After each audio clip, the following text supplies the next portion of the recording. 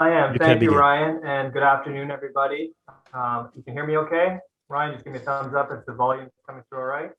Yep, you're good Excellent. to go. So, yeah, thank you to National Sports Council for inviting me to talk to you all. It's a great privilege to talk to all the PE teachers and coaches out there and any sports enthusiasts, sports administrators. So welcome and thank you for the opportunity. So I am the president of the Barbados Federation of Island Triathletes. BFIT is our short name and kind of what we're more known as, so it's quite easy to remember. We are the National Federation for Triathlon in Barbados. So just so you know that. What I'm going to be talking about today, predominantly, is a bit of an introduction to triathlon for those of you that aren't familiar, but a suggestion or proposal that we've had kind of in our inner circle of triathlon for some time now, and that's really about how do we get triathlon into the schools? Obviously, the PE teachers and the coaches play a large part in that in terms of a partnership.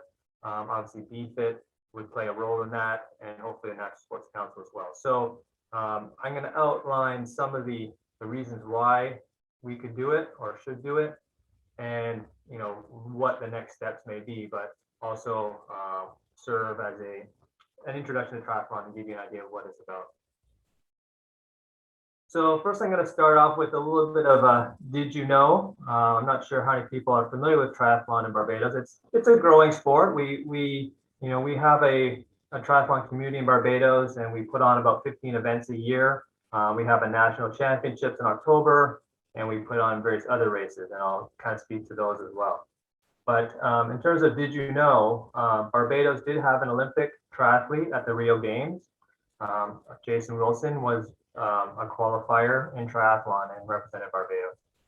Barbados currently has an elite triathlete who is currently setting his sights for Paris 2024, but will likely be competing at Commonwealth Games, CAC Games, and Pan Am Games, and that's Matthew Wright.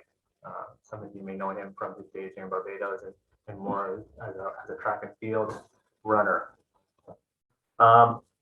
Something that's fairly new about triathlon that a lot of people aren't aware of yet is it's been named an emerging sport by the NCAA in the U.S. And part of the reason for that is to promote the gender equality of scholarship awards between males and females. So right now it's a female scholarship sport in the U.S. There's about 40 universities that have created triathlon programs within their schools, and there is a collegiate championship for triathlon in the U.S. at the NCAA Division I and Division II level, and our Division III schools that are doing it. So every year there's probably 4 or 5 new schools coming on board, and they're building out their teams. And it's an exciting time, especially for females. Like I said, the scholarship opportunities are for females at this time. We do have male teams, but there's no scholarship in that traditional sense. I would have to say that there's probably some financial aid available, but that's obviously has to be discussed with the school. But definitely for females, scholarships are available. As Ryan would have mentioned, we have one of our junior athletes who's going to be attending Delaware State University in September under scholarship. So we're quite happy about that. And she came from a swimming background. I spent the last 3 years kind of working within our development programs and being coached by triathlon coaches, and was able to secure that scholarship. So very pleased and very kind of groundbreaking for triathlon in Barbados. So as I mentioned there, we also have a male triathlete who's 18 years old who's going to school in the U.S. to be part of the varsity triathlon team. Like I said, the same scholarship award isn't available as with the females, but I don't know the particular details, but I believe there is some financial support being given there. So very excited for these 2 young individuals. I know them well. I worked with both of them, and I'm sure they're going to have great triathlon careers in the U.S. at their schools. The same individual, the male that I spoke about, is going to school in the U.S. He's also ranked number 19 in the world in an event called the aquathlon, which Ryan, you did pronounce correctly. Aquathlon is a kind of a family or sub-event of triathlon. It's a multi-sport event and it's basically running followed by swimming and then another run. So we'll get to that later, but triathlon is really just part of a family of what they call multi-sport events. Triathlon being kind of the more well-known and popular and contested at the Olympic level. Triathlon is really one of the only sports that I know of where women and men actually compete together on a team. So a new event that's been created is called the mixed relay. 2 men and 2 women compete together on the same team, each doing a mini triathlon, if you will, and then tagging the next person on the team, and they go through it in succession that way. That event is being added to the Commonwealth Games in next year in 2022. So that's an event that's getting a lot of traction and support at the international level. There's some other countries that have introduced triathlon into the school system, Trinidad and Tobago being one, and some of the more developed countries like England, Ireland, or France have all put triathlon into their both public and secondary school systems. Trinidad and Tobago actually has a inter-school championship at the primary and secondary level as well. So that's something that we're eventually hoping to kind of follow in that model. BFIT as a federation, we've been around since 1990, so we've been around quite a while. We've put on a lot of events, so we're always looking to grow our federation and get more people exposed to triathlon. Typically, as I mentioned, the BFIT calendar, we have about 12 to 15 events throughout the year, catering to kids and adults. So what is triathlon? For those of you who don't know, triathlon, as I mentioned, is part of the multi-sport family of events. Triathlon itself consists of a swim, followed by a bike, followed by a run. Then there's aquathon, which is a run, followed by a swim, and then another run. Then there's duathlon, which is a run, bike, and a run. And you have aquabike, which is a swim, bike, and a swim. And then I mentioned the mixed relays. And there's a traditional relay that we do, which is a 3-person team relay where each person does each just does one of the 3 legs. So you'd have one person who's the swimmer, one's the biker, and one's the runner. So we try to put on all these events in Barbados. We do everything but the aquabike, and we haven't done a formal mixed relay event yet, but we've done some forms of it. So, we do try to expose everybody to each of the multi-sport events. Some of them obviously cater to more than others. So if someone didn't have a bike, they could still do a quathlon because you don't need a bike for that. If someone was a strong cyclist, they could do a duathlon if they couldn't swim. So there are multi-sport events that cater to everybody in terms of their abilities and skills. So we look to cater to everybody when we put on our events. We've had a national championship in a quathlon and duathlon in the past, and something we look to continue to do. So one of the misconceptions about triathlon is everyone thinks, it's the most difficult or hardest sport to do just because of the endurance involved. I mean, yes, I've done an Ironman, which is kind of the longest distance that you would compete in triathlon, but the way triathlon works is there's suggested distances for different ages, especially as kids are in their kind of early years, developing years, and their teenage years. So I don't know how clear you can see the table here, but we follow those guidelines put out by our international federation as to what distances kids should do at certain levels. So our kids' races would always be age appropriate for their age. And then as they get older, obviously start doing longer distances. So in Barbados, we put on all these different distances at our events. So the kids' events would have all these distances contested at them. Our national championships, we would have the sprint triathlon and the Olympic, which are kind of the longer distances meant for 18 or older. And then we would throw in what's called the tri, which allows really some of the younger, more advanced younger children or teens and adults who want to just sample the sport per se. A tri is a nice way to come into it. It's not a full sprint triathlon, so it's kind of half of that. So it does give people the ability to kind of try it out to see if they like it.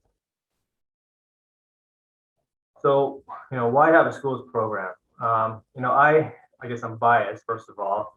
But triathlon is really three sports in one. It's swimming, biking, and running. So to me, I always see that as those are like key fundamental skills that everybody should enjoy. It's really something that kind of speaks to kind of fond memories as a child, right? Everyone remembers running around and playing in the water and if you had a bike, just riding around the bike and the freedom that offered you.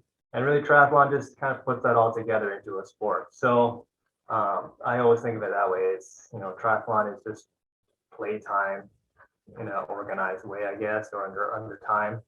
But in terms of why put it in the schools, obviously I think there's health benefits to introducing children to such activities. Like all activity, like all sports, there's exercise involved and the health benefits involved with that.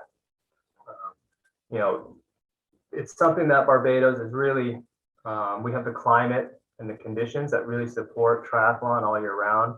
We have warm weather, so we don't have to worry about winter season. We have lots of areas to go running and swimming. The biking is a little bit more of a challenge, but I mean, that's something we're looking to address. Putting it in the schools would obviously be a huge step for us as a federation in terms of getting more participation, increasing the triathlon base in terms of athletes exposed to it. It also gives athletes who may feel that, they're not really, excelling in one particular discipline, but they're probably going to be good enough to be, fairly confident in triathlon. So take, for instance, a swimmer who, has been swimming since they were 6 or 7 years old. They're reaching the ages of 15 or 16 and realizing that they're not going to be kind of a high performance athlete in swimming. Generally, those swimmers can be very competitive in the swim portion of a triathlon. So in triathlon, you don't have to be the best in each individual leg of the race, but being confident in 2 or 3 of them will give you a huge advantage. So yeah, being in schools, it gives children that exposure to a multi-sport event type activity. It provides opportunities for local events too. So for someone who wants to host a triathlon or put on a triathlon, obviously it would increase the participation or the people that want to participate in that. At a young age, triathlon really focuses on the functional movement skills. It's not so much about training for a triathlon and building up that massive endurance that you'll need as you get older. It's a very graduated and a process involved in terms of how we're developing athletes from a young age. So we follow, again, the guidance from World Triathlon, which is our international federation. And again, the training involved is very age specific. And, there's a certain process that we follow in terms of developing the young kids, and that would be integrated into a school's program so that everyone's following the same model. Again, having it in the schools gives us the ability to then create a school's championship similar to swimming, similar to track and field. Again, we have the infrastructure to put on a school's championship. Again, we can create the event based on the different multi-sport events that we discussed earlier. So not everyone has to have a bike, not everyone has to know how to swim. We can do team events. So there's a lot of ways we can slice and dice it to really get good engagement at the student level, and keep it fun as well. So that's something that we're hoping we can eventually do.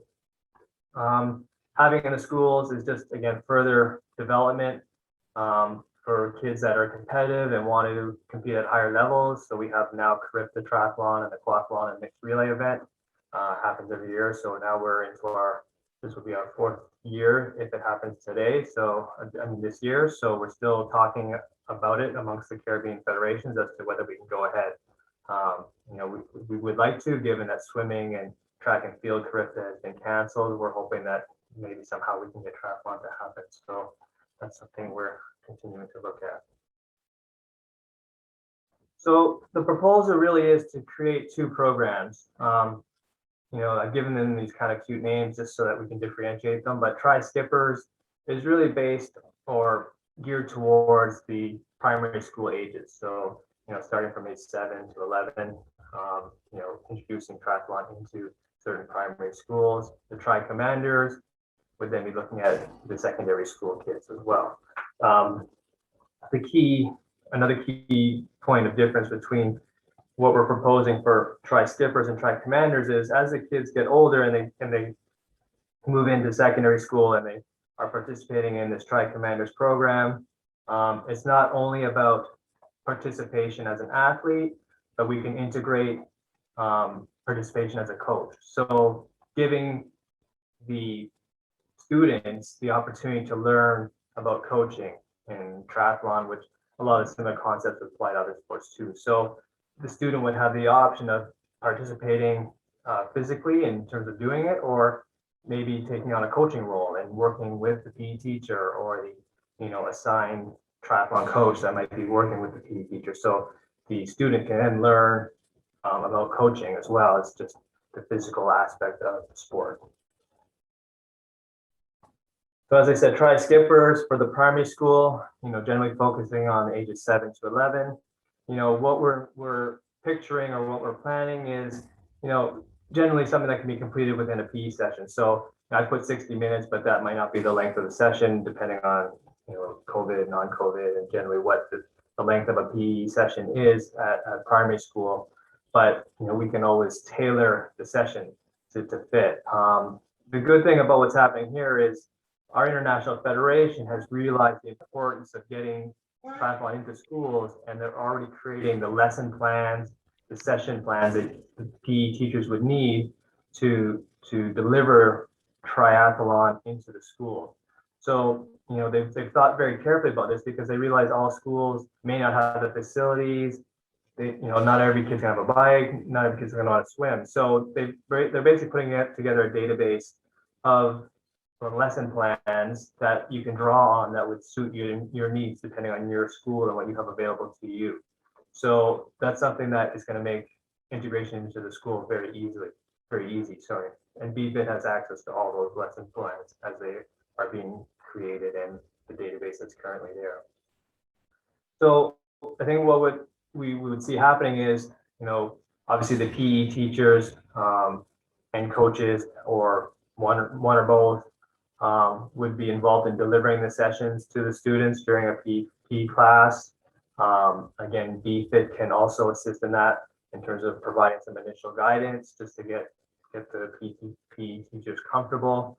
We have a number of certified triathlon coaches here on the island that we could get involved in the program to work alongside. The other thing we would encourage is coaches and PE teachers. They may take an interest in triathlon and want to learn more about the coaching aspect of it. And we can facilitate getting some type of triathlon certification through the federation. So there's various courses that are put on by World Triathlon, and we can bring those to Barbados or arrange somehow to get some additional certifications or coaching courses here in Barbados if people are interested. We could look in terms of where to deliver the sessions. Like I said, the unit plans or lesson plans that are being created take into account everything. So you may want to just do it at your school, on the school grounds. If you have access to the aquatic center, you could do stuff at the aquatic center, in the gymnasium area as well. So, the lesson plans are tended to be quite adaptable in terms of where you do it and what equipment you need. So that's something that, again, will make the coaches and the PE teachers a little bit easier to the delivery. And again, because triathlon is multi-sport, the focus can be on triathlon if you wish, or it can be aquathlon or duathlon. So there's a bit of flexibility there in terms of what single sports you focus on within the multi-sport family. So again, just dependent on whether kids can swim or whether they have bikes, you can introduce different things. So what we're hoping to do is get this started. If we have the support of everybody, we'd like to start working with some project on a pilot basis, maybe target 3 schools initially in year 1, starting in the next school year, this coming September. If we have PE teachers that are interested and willing, and the National Sports Council is an agreement, we can initially just kind of work with 3 schools initially to see how it goes.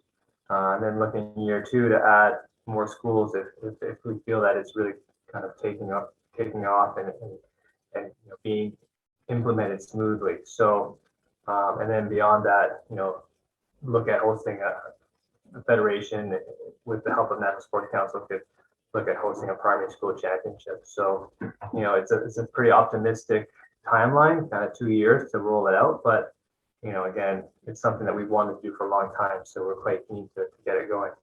And again, and part of that is, National Sports Council coaches or PE teachers, again, we could work with them to get them triathlon certifications if they want to take a greater role in actually coaching of triathlon and athletes maybe outside the school environment. There are some challenges that, I guess we all should be aware of. Nothing is easy in life, so you have to be aware of what's coming down the road. Obviously we would need buy-in from National Sports Council. We don't want to do this kind of independently. We want kind of National Sports Council to partner with us and the schools. So, it'd be kind of like a partnership, and all 3 parties, being the federation, National Sports Council, and the schools involved, would kind of agree as to the way it's going to work. And then obviously recruiting or getting some schools initially just to start it for the pilot project. So, that would be one challenge that we face.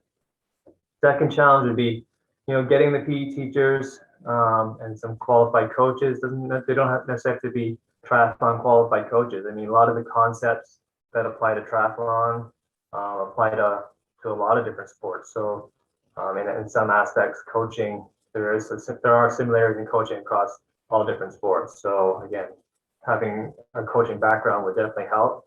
So again, looking at partnering coaches and PE teachers to deliver the program. If one is comfortable doing it without any assistance, then by all means we would encourage that and support it. Challenge number 3, if it is determined or the school wants to, include a swimming program within the triathlon program, then yeah, having access to the pool is important. So getting the kids access to the aquatic center, would be beneficial and help really roll out the program. I know some schools use the aquatic center, so there's no reason why we couldn't just piggyback off of that and add some triathlon type sessions to those PE classes. And then if we're going to introduce cycling, really just making sure there's a safe venue or a safe area for kids to ride. So, initially when kids are starting triathlon, they can have any bike. It doesn't matter. There's no, real reason why they have to spend a lot of money on an expensive bike. That's something that really we'd only encourage people to do once they're really involved in the sport and want to take it up competitively. But initially, any bike will do. So it's just a matter of, again, if we're going to incorporate biking into the sessions, whether it's done at the school grounds, whether it's done in another designated area that's deemed safe, that's something that would be a challenge. Okay, challenge number 4. Again, everything needs resources, so there would have to be some time and money and effort put behind it to put it in place and deliver it. So again, it's just everyone being willing to kind of put those resources in to make it happen.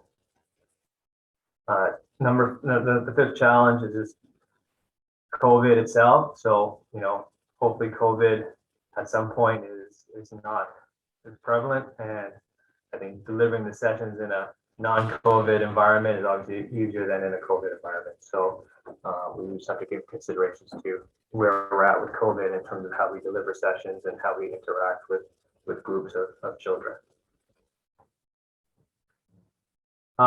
Once the program's up and running, to maintain it, hopefully it'll have its own kind of momentum and it'll kind of become easier. But we would look at, as a federation, providing kind of ongoing workshops and training for the PE teachers and the coaches, so they stay up to date as to the current thoughts or science behind triathlon, or the current unit plans or lesson plans. So always make sure that we're always up to date because of our knowledge and information. Just ensuring continuity and consistency from one school to the next to make sure everyone's kind of getting the same product, if you will. How they're learning about triathlon. I think and I don't know how it works in terms of the remuneration when it comes to PE teachers and coaches, because I'm a volunteer, but if we're going to do this in a real way, I think we have to incent people to dedicate the time and the resources and the motivation to do it. So there might be some payment structure that's involved for coaches who are either leading or spearheading this program. So we may have to identify a payment structure for coaches who are doing this up and beyond their current role or job. So again, we'll have to consider how that would work. Part of maintaining it is understanding who's doing it and how many people are doing it. So we have to be able to track some participation numbers and possibly some data as well. So it'd be nice to kind of have that data as we move into the program and it becomes a reality. And then we need to be able to honestly evaluate the program. So having some realistic criteria in terms of assessing the program and making sure it's doing what it's supposed to do and that it's worthwhile at the end of the day. So the Tri Commanders, again, as I mentioned, that's more for the secondary school kids. So as they get older, they kind of come through the primary and the Tri Skippers program, and they get into the Tri Commanders program. Again, it becomes a little bit more technical in terms of more skill-based in terms of the triathlon technique. You're dealing with older kids, so you can tend to do different things, obviously, based on their development. Again, we can introduce basic coaching to some of the actual students themselves so they can coach each other. So getting maybe the kids who are less inclined to run or to swim or bike, maybe they have an interest in coaching instead, so they can get introduced to that. Really part of triathlon, as an athlete, we do look for, who are the next leaders, who can organize. So again, you can involve the students in those activities. So, share the lesson plan with students and ask them to help you lead and organize those sessions, which would be a good skill for them. We would be looking at juniors, what we generally refer to the older age group of triathletes as they get into their kind of teen years. So really just looking at engaging them in a different way than just our traditional way so far, which has just been, kids series races that we offer through the federation and our nationals, I guess, if you will. So it just gives them another avenue to learn the sport. Again, based on the lesson plans, they're likely to learn something new and it'll keep them interested, it'll keep them fresh, especially if their peers or their friends are doing it along with them. So sometimes triathlon can be kind of a lonely sport. So it's always nice to have a group of peers your own age kind of doing it with you. So through the school program, we can accomplish that. As I mentioned, with the older kids, the Tri Commanders, there's really two pathways. One would be Tri Commanders for Action, which is the participation part of it in terms of the physical activity, and then the Tri Commanders for coaching. So maybe some of the students would prefer to take a more of a coaching path as opposed to an athlete path, if you will. So at the primary school level, we could introduce the coaching aspect of it for sort of secondary school level. So in terms of the proposal for the overall program for the 2021-22 school year, this is kind of what we kind of outlined is, we're going to mix the skills development with a chance to learn basic coaching skills. So that's at the secondary level. Have coaches and PE teachers work together to lead the sessions. Preferably we like to have coaches who are interested take on a triathlon coaching certification course, which again, through interest and demand, the federation can arrange that if we have enough people interested.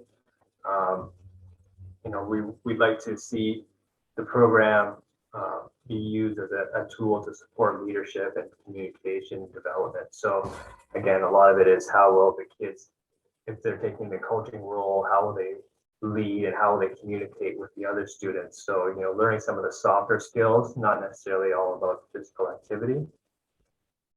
And then, I guess one of the other large benefits is, we see in some sports a very high dropout rate.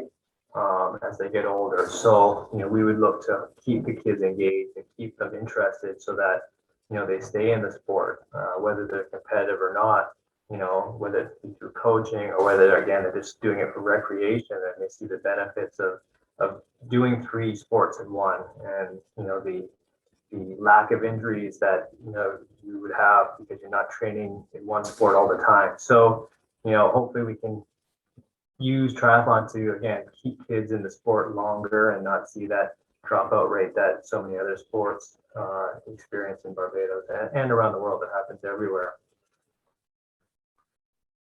So again, with the primary schools, we're looking at a pilot project with the secondary schools. Again, in year one, if we could have three schools that were interested in year one, again, the federation would work with those schools to kind of get it up and running, and then we can then build it out from there. Again, depending on the length of a typical PE session, the sessions could be 60 minutes or less. The PE teachers would choose how they want to deliver it, whether it's, a specific number of weeks in a term, whether they just want to have it continuously offered throughout the school year, or whether they want to try it for a number of months. So it really depends on how the school and their curriculum works. So we can just kind of tailor the session plans or the lesson plans to suit whatever the PE teacher wants to accomplish in that particular time period that they're looking at triathlon. So it doesn't have to be a year-long thing.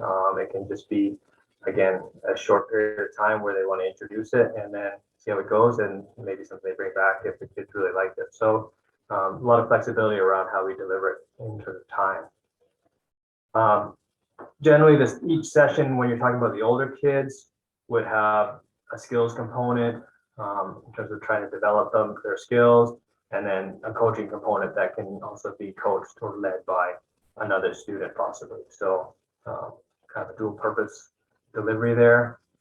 And then again, as I mentioned, sessions can be flexible. They can be made harder or easier depending on the athlete's abilities, or the student's abilities. So it doesn't have to be the same for everybody. The workouts are very scalable, or the sessions can be very scalable. So in terms of just action points or things that we would like to see happen between now and September, again, we're kind of maybe optimistic that we can get this up and running, but it's something we have been thinking about for a long time. The first thing we need to do is we need to get any schools who are interested involved in the pilot program. So as I mentioned, we're looking for 3 primary schools and 3 secondary schools as our pilot, and get those schools, get some meetings going with the PE teachers, involve the principal or the administration too, so they're aware of what's going on, and really just lay out a plan for how those pilot schools will deliver the program. Again, we will pull from the World Triathlon database the necessary lesson plans or session plans, and we can open that right up to the PE teachers so they can pick and choose, so we don't have to choose it for them. Once we have an idea of what resources they have available to them in equipment or facilities, then we'll just go with the appropriate lesson plans that PE teacher can work with. As I mentioned, so the PE teacher will have input into the session plans, and they're quite happy. There's nothing wrong with this PE teacher or the coaches modifying those plans to suit their environment. So I think there's an element of planning that has to go on there in terms of just making sure everyone understands what the session plan is trying to accomplish, and then from there just making it work for your students and your environment. As I said, we need to have a certain amount of buy-in from the National Sports Council coaches and PE teachers. So engaging the interested persons in some discussions about how do we move it forward and how do we work together to deliver it and to put it in place. And then, not necessarily immediately, but if there are coaches who are interested in a triathlon certification, whether or not we get it into the schools or not, we're always looking to build out our coaches here on the island when it comes to triathlon. So if anyone had any interest in that, we would be willing to work with them to get them the necessary certifications. So that's something that we can do between now and whenever. So as I finish up, and then I'll take some questions if anyone has any, I just want to thank Anna Graylish of Triathlon Ireland, who is a federation that has triathlon in their schools. She was quite kind enough to share with me a lot of her experiences, and some of the concepts that I've taken into our proposal has come directly from Triathlon Ireland. So again, just a collaboration. It just shows within triathlon, like the federations are so willing to work with each other, and it's really for the better of the sport and the athletes involved. So, BFIT as the federation, we have access to all the federations, and they're quite willing to work with us, especially as a small federation and a small country. They always seem to be rooting for us, and they want to give us the tools that they have. So they're always quite willing to share. So I just want to say a special thanks to Anna, even though she's not on this call, but I do want to give her some recognition. So that being said, that brings my presentation to a conclusion, and I'm quite happy to take any questions if anyone has any. I'm always willing and able to talk to anyone offline if they want to reach out to me in private. Ryan, you can send them anyone my contact details if they have particular questions, but I'd like to open the floor now if anyone has any questions.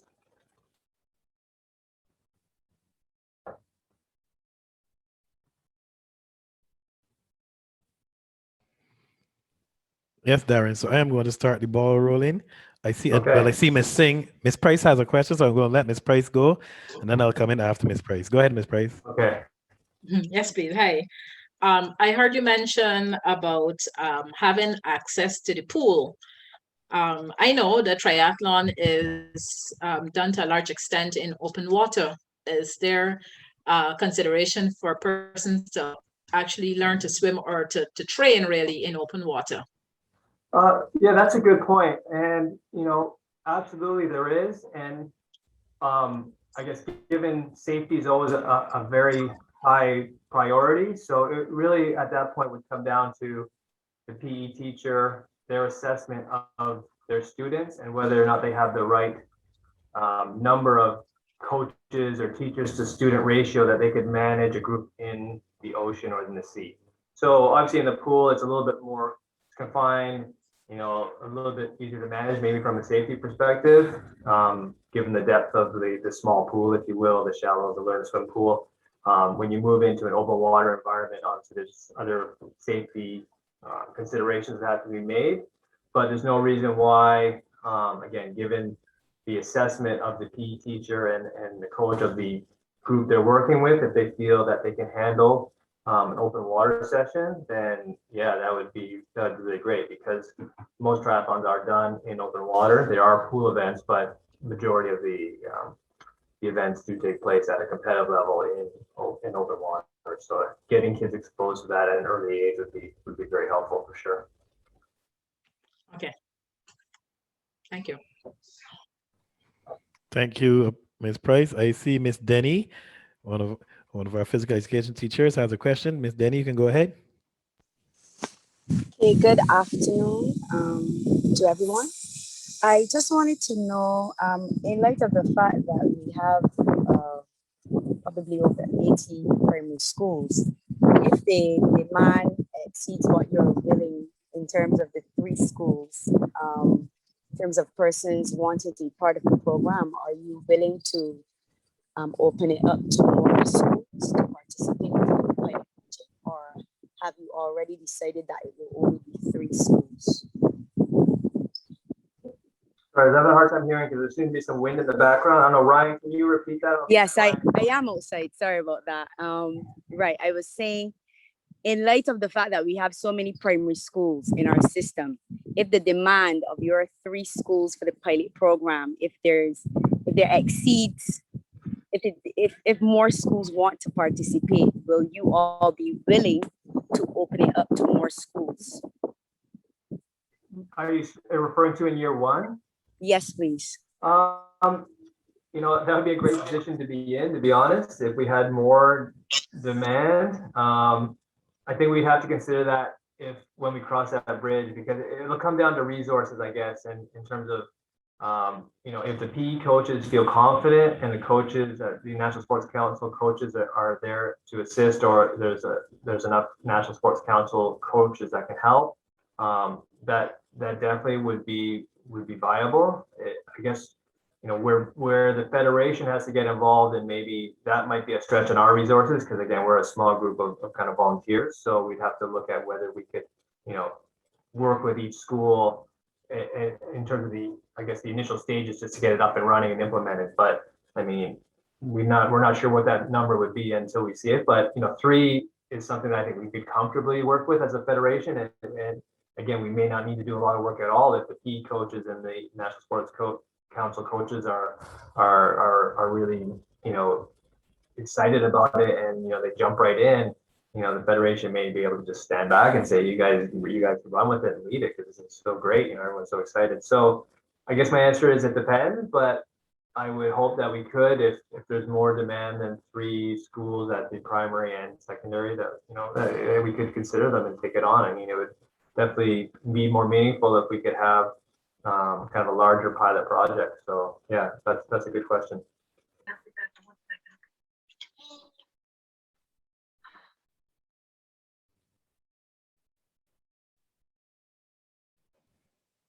Okay, I guess I can jump in here at this point.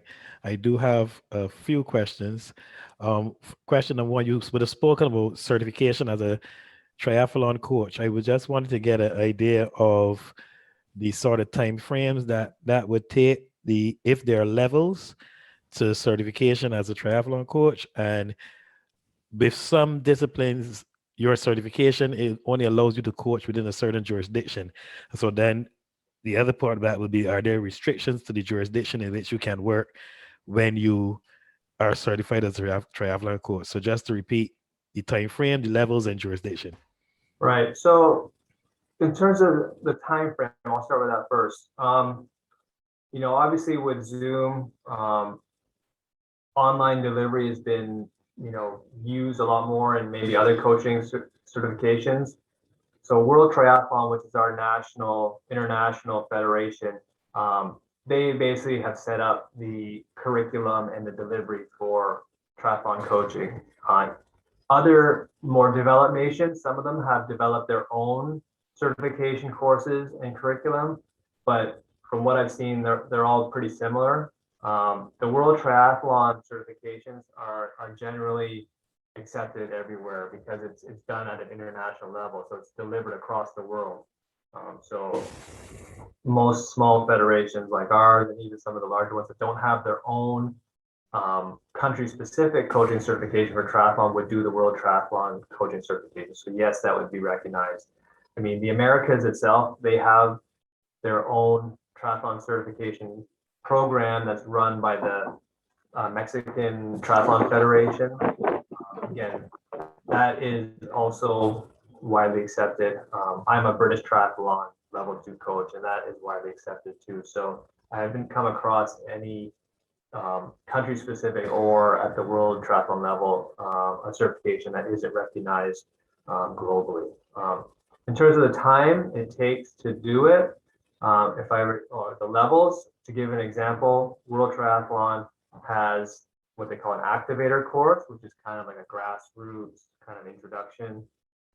Level 1 is the next level. Level 1 certification at World Triathlon generally means, you're able to coach athletes more like adults and older children, not necessarily younger children, because of there's some specialties that are involved. Generally, the level 1 is the coach to athlete ratios are a little bit less, because they want the coach to be just more aware of the athletes. And then there's level 2, which then kind of builds on the level 1. Obviously, at that level, you can be a head coach. You can have a greater coach to athlete ratio. With that. And then there's level 3, which is high performance. So that's how the World Triathlon goes: activator, level 1, level 2, and then level 3, which is high performance. Generally, like the courses for World Triathlon are face-to-face, usually with some prep work beforehand, and they can deliver those courses within a week. So for instance, we were trying here in Barbados. We actually had it organized, but then COVID came around, we had to cancel, whereby the facilitators for a level 1 course would have come to Barbados, and we could have had 20 or 30 people sit in a classroom, for a week, and they would have basically come out with a certification, a level 1 certification, subject to completing kind of all the assignments and the exam at the end. But so generally a week it takes, and again, if we're hosting it here, we have some flexibility in terms of, if we want to, go 1 week and do, depending on how many hours a day, it might be 6 hours a day, but if we want to spread it out over more time, we can do that. You can do more hours over short time. So there's a bit of flexibility there, but generally it's a week to get a certification. And I think I have to double check, but the grassroots course, that might be online delivery only, so you don't have a face-to-face component, but I'll have to check. The thing with the level 1, that why they do it face-to-face and not online, is because they actually have the coaches working with athletes, so they're actually testing you or observing you and how a potential coach interacts with an athlete, and how they communicate with an athlete. So but they've taken kind of a hard stance on, if it was online, they wouldn't get to evaluate that side of the coach in terms of their own personal interaction with the athletes. So some people may say it's a good thing or bad thing, but I guess all coaches have to interact with their athletes. So I guess that's just part of the learning experience. Does that help, Ryan? Yes, most definitely takes care of that question. And I would have asked that question because I am thinking that maybe you may need to certify some coaches, because whereas sports council coaches would generally be interested in something like this, and I know quite a few of them are. One or two of them have actually competed in triathlons locally before. The nature of how the program is designed will not really permit them as such to be able to fully service an additional sport, right? So it may be tricky there. So I was thinking more along the lines of trying to get people certified to be able to pilot the project that you would have spoken about. So that was on that front. Yeah. Now I mean, the other, to add on to that, yeah, I would welcome that for sure. And coaches having that additional knowledge, is always a good thing in terms of their own continuing education, if you will. But I guess I don't want the coaches to worry in the initial stages, because especially at the primary school level, you're dealing with younger kids. So again, the session plans for triathlon tend to be more like movement based, and working on kind of your fundamental movement skills as opposed to real triathlon technical skills, and that those get introduced as they get older, right, and more of the secondary school side of things. So you're right, there definitely would be a huge advantage to, or a certain comfort level that you gain by having that triathlon specific coaching certification, but it's not a requirement initially. And again, that's where I kind of thought the federation being BFIT could help bridge some of that gap initially, and just work with some of the coaches and the key teachers, at least to give them the I guess enough information and knowledge that they feel comfortable. But you're right, having the certification is something that would be really useful. And like I said, if there are coaches interested, we could start putting a list together, and we can start working on that right away. well, what I can do for you is once we get our coaches together, I can put that out there and start to compile a list of people who'll be interested. Okay. Right. So I can continue because I don't see any other questions coming up yet. This question speaks to the capacity of your association to be able to service the schools by means of equipment.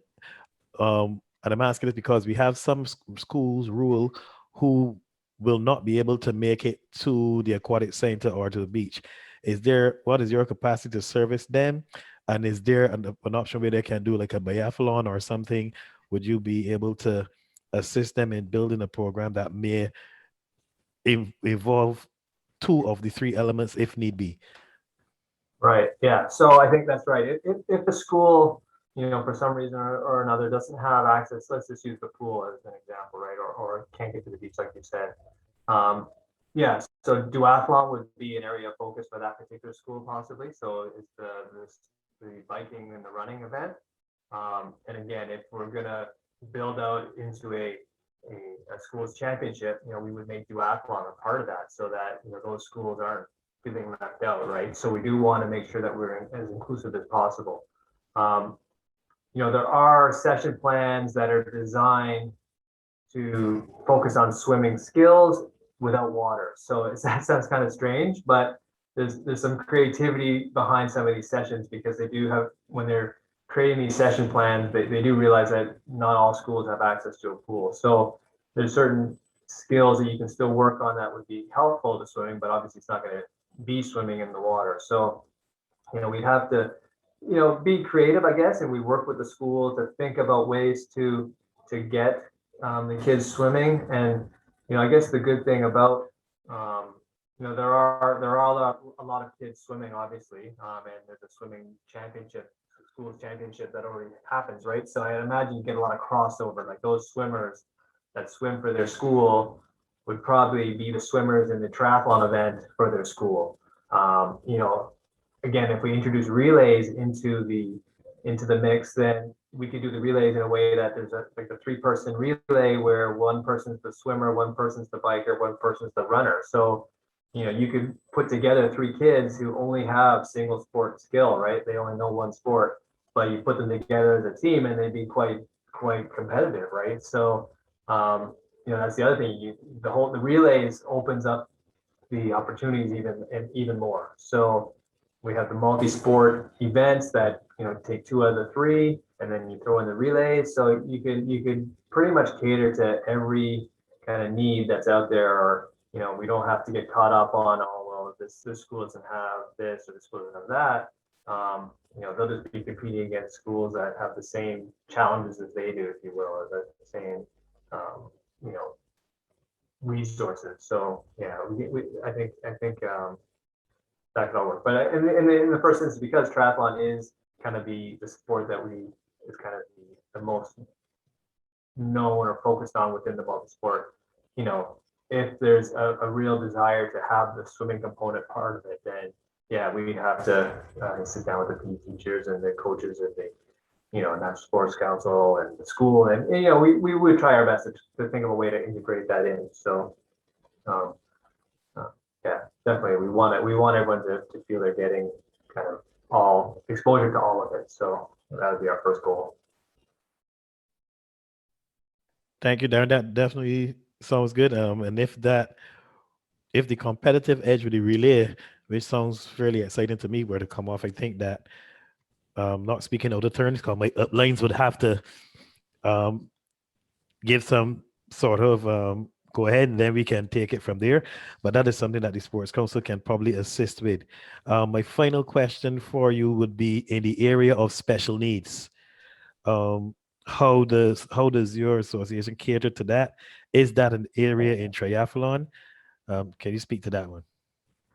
That is an area of triathlon. Paratriathlon is a Paralympic event, if you will. The special needs is something that's kind of more emerging. There's been talk at the kind of international level about having classifications for the special needs as well as the para, because that's we have to determine how they can compete.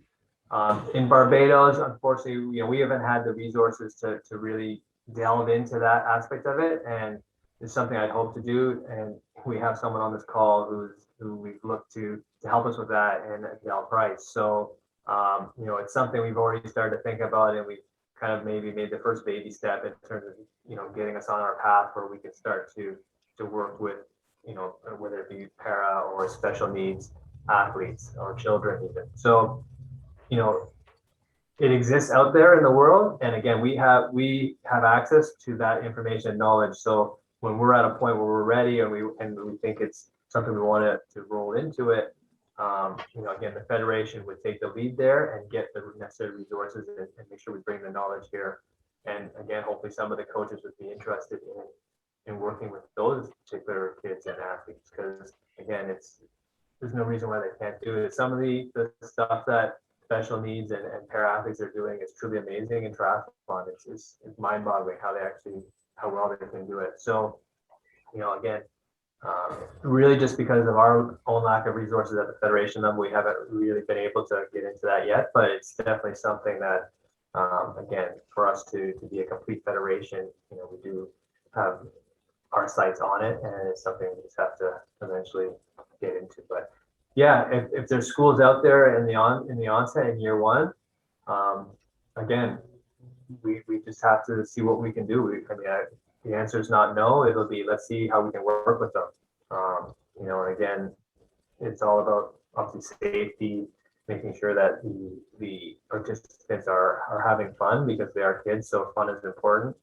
And we just have to be a little creative and maybe how we deliver the sessions to them. So again, we'd be working closely with the PE teachers to know those students and know their abilities to make sure that we're putting the right sessions and lessons in place there. So yeah, again, triathlon is very inclusive. So we'd be looking to include special needs as well if we could. Thank you, Ms. Price. You wanted to add something? I see that you came off of mute. Yes, indeed. So Darren, I recently, in the last week, actually, was contacted by Special Olympics because World Games is coming up, and they did have triathlon on their quota, Nice. which I was really excited to see. But there is a special needs child, I think, who will fit the bill. I think he used to run with Leo at some point. I'm speaking on the correction, but certainly he's a good swimmer, competent, and it will just mean right now for him to acquire the biking skills. Okay. Good. Yeah, and again, because like I said, we haven't had a lot of experience with that. As my earlier point, where the other federations have been so generous in sharing with us that, again, I'm pretty confident we would be able to reach out to a specialist or someone with experience in that area to help us get on the right track or understand how to work with those athletes, right? So, our role as a federation would be to help kind of bridge that gap and fill up the knowledge gap, I guess, or the experience gap. So, I would encourage coaches again to reach out to us if they have a specific request for something, and we'll do our best to put you in touch with the right people and get you the right knowledge. Good. I have in the chat, I see Coach St. John wanted to ask a question. You can unmute and ask your question, Coach St. John.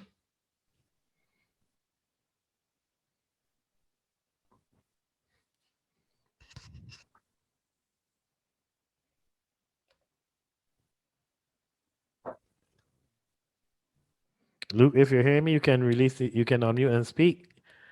I'm not certain if he's hearing me. Or type the question in the chat if your microphone's not working. You can read it from the chat. If not, you can type it in the chat, Luke. I will just give him a little while to see if he responds there. Just something that came across my mind. So Luke, I'll be checking the chat. Well, I'm going.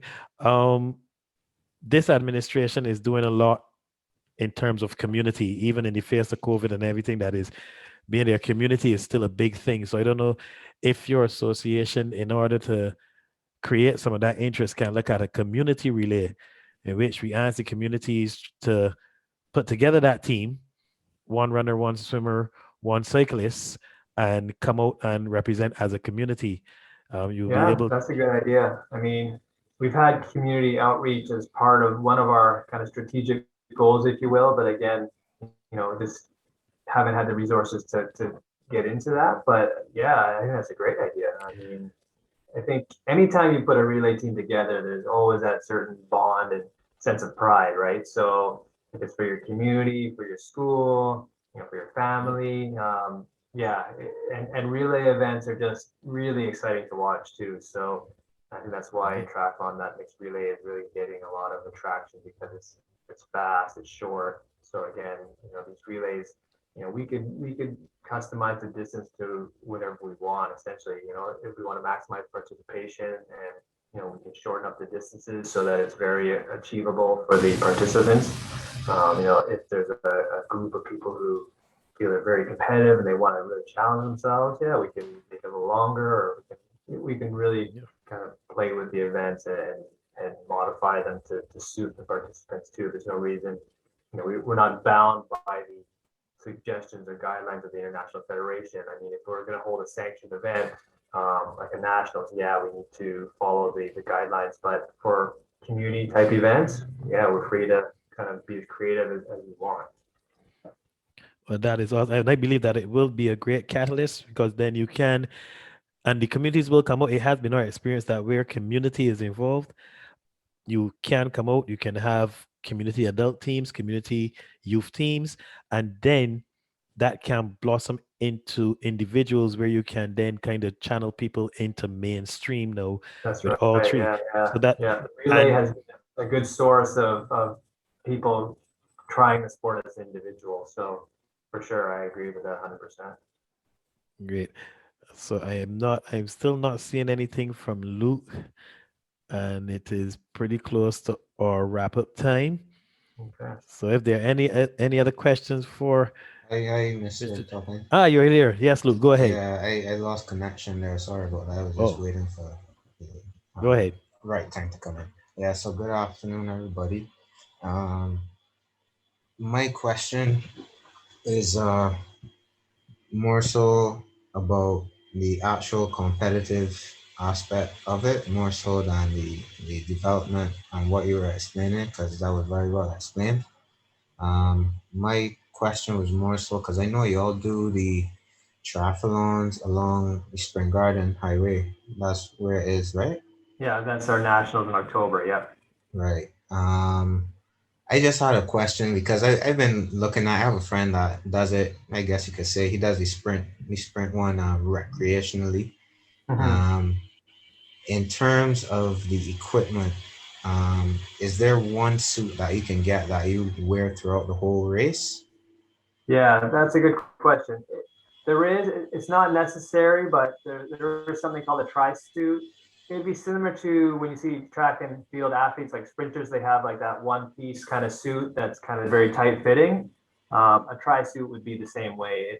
It's made that it stays close to your body so that when you're swimming, it's not creating a lot of drag. There's usually a little built-in padding into the the groin area, if you will, or Right. so Yeah. that when you're on the bike, you're getting some padding, and then obviously it dries quickly. So it's usually like some kind of dry fit material. Unfortunately, those, I don't think they sell them. I haven't seen anywhere here in Barbados that sells them. So when we have people who come to us that are starting triathlon, they're always, one of the first questions is, where do I get a suit? And normally, it's something that when people travel, they might pick up when they're traveling. Yeah. To order it here, we all know the story about duties, right? So hit with the 60% duties when you try to ship one here, it's crazy. So yeah, it'd be interesting to see if we can partner with some kind of sporting goods store and see if they could source them and bring them in at a reasonable price, because depending on the type of suit, the fabric and the cut, they do tend to range in price. But I mean, they're definitely for people who are, maybe intermediate recreational or competitive. There's usually different choices you can make. As a federation, we try to do like a group order once a year, and we try to bring in a bunch of suits for a group of people. So really, once someone's on our mailing list and we know about them, they'll get our communications, and when we're ready to do a group order, we usually will just send out an email to all our triathlon community members, and we'll take orders and we'll organize it. So yeah, that's the long short of it. There is something called a tri-suit. Not easy to get in Barbados. What it really does is it saves time, as you can guess, right? I mean, you're not changing clothes between each event, and it's just a more efficient piece of equipment, if you will. Right. 'Cause I was I have well, my father, he does the cycling. He does cycling recreationally, but I know that he has competed in a triathlon, the relay part, and he's done the cycling part. And I know he likes that a lot. I also have friends that me myself, I used to swim competitively, so I've been eyeing it for about maybe a year, and I told myself I might give it a go this year. So I was just curious about that, and Okay, before I yeah, get my glad to feet hear wet. it. Well, yeah, hopefully we'll see you out at nationals. And again, if you want, if you don't have a team in mind, just reach out to us. And normally we have people looking to join teams, so we can always put people together. If you're Well, looking I to look and do the whole thing. you can do the whole thing, fair enough. Yeah, go for it. And I mean, we're always here to answer any questions and help you get started. So yeah, feel free to reach out at any time. All right, Darren, cool. Thank you. if you could stop sharing your screen, I actually found some try suits if some people wanted to see what they would look like. As Darren said, these that I have found here are ranging in price from $90 upward to 300. Is that it, Darren? Are those that the correct thing there? Yeah, So you can get yeah, an idea of what the suit will look like. yeah. Um, various designs, various styles. There's a Pursuit one here for there's about 90. So this is what you'll be looking at, Luke, or anybody who's interested in getting a suit, but you can go through Darren. I'm certain that I just pulled this up online, but through the association, I believe they should be able to get you a better price when they're doing their bulk orders. So if you want to, you can contact Darren and you can get one through that medium. Yeah, we haven't organized our group order yet. We deal with a company out of the UK, a manufacturer there, and again with COVID, it's been a little bit tricky because their manufacturing plant was shut for a while there, and that. So yeah, we normally need to have kind of a minimum number too before we can really place an order and get like good pricing. So yeah, but definitely the first thing to do is reach out to us, and we'll get you on the email list so that when we're ready to do the order, someone will contact you. You'll get an email notification that we're putting together an order. So All right. Thank you very much. okay. All right. At this point in time, I want to thank everyone for being here. I want to thank our presenter today, Mr. Treasurer, who was extremely knowledgeable and extremely helpful. And I think that we are on the precipice of something great here where triathlon is concerned. If we can get that push, I can tell you, Darren, I've already sent your number to a couple PE teachers, so you can expect some phone calls because there is an interest. Great. They've been messaging me and I've been forwarding the number out, so you will probably be receiving some calls in the near future about it. As I said, this recording will be posted tomorrow so that anyone who missed it can have a look on it, have a look at it, and you can also forward it off to anyone else who may be interested. So again, I want to thank Darren for coming and spending this time with us this evening in our coach education program, and thank you, P teachers and coaches, for being a part of it. Okay. Okay, thank you. I really appreciate everyone's time. I know time is precious, so I thank you very much for giving me your time. And I look forward to speaking with you guys or whoever's interested. Yeah, I look forward to speaking with you.